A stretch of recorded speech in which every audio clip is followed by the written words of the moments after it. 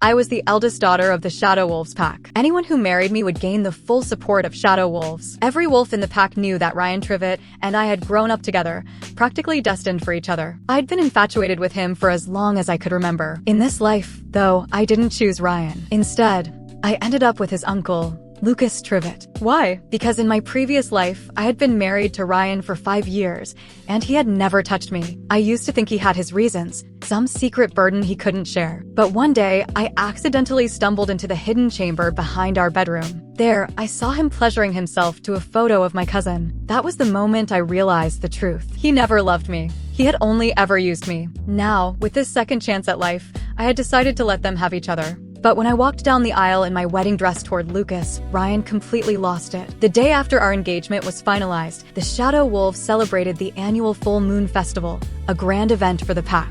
Moonlight bathed the stage, which served as the heart of the celebration. At its center was a massive stone altar holding ceremonial goblets and offerings dedicated to the moon goddess. Behind the stage loomed a towering Ferris wheel, its lights twinkling against the night sky. In one corner of the festival grounds, Ryan Trivett leaned casually against an ancient tree, a silver goblet in hand. He was boasting to his friends about his latest hunting exploits. The moment I stepped into the bustling festival, his friend, Blake Glisson, was the first to notice me. "Hey Ryan, your little shadow is here again," Blake said with a grin, his teasing tone drawing laughter from the nearby wolves. "You guys are engaged already, and she's still trailing after you like a pup," someone else chimed in. Ryan turned his head and spotted me, a flash of irritation crossing his face. "Alice, are you so desperate to get married?" he said coldly, his voice dripping with contempt. "You went ahead and got our families to finalize the engagement without even asking me. Now the whole pack knows we're supposed to get married. Really, great job."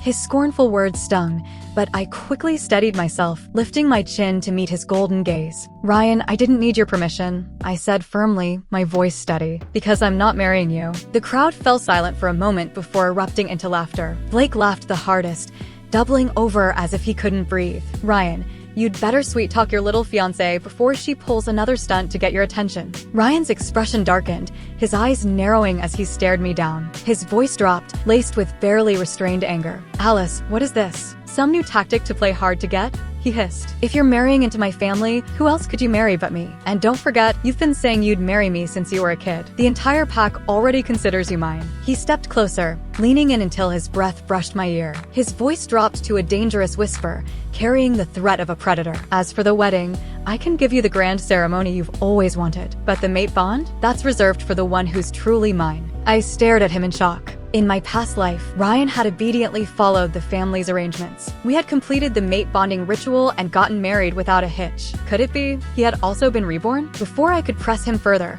a familiar figure appeared at the entrance to the festival. It was my cousin, Willow Hawkins. She was dressed in a pale blue gown, her eyes rimmed with red as tears threatened to spill. The moment she saw Ryan and me standing together, her tears broke free, sliding down her cheeks. "Alice, Ryan," she whispered, her voice trembling and barely audible. "I heard you're getting married soon. I don't have any money to buy Alice the expensive gifts she deserves, so I just want to wish you both happiness." Before she could finish, she turned and ran toward the river, tears streaming down her face. "Look at what you've done," Ryan snapped, spinning to glare at me. His golden eyes blazed with fury. Without another word, he turned and chased after her, leaving me standing there alone. When they returned, their fingers were interlocked as they strolled to the center of the festival grounds. Willow's mouth was swollen and red, while Ryan bore several conspicuous kiss marks on his neck. The crowd's gazes were laced with amusement, waiting to see my reaction. In the past, whenever I saw another woman acting intimately with Ryan, I'd inevitably throw a fit, clinging to him and demanding his attention. But this time, I merely stood in the corner, quietly watching them while savoring a delicious raspberry tart.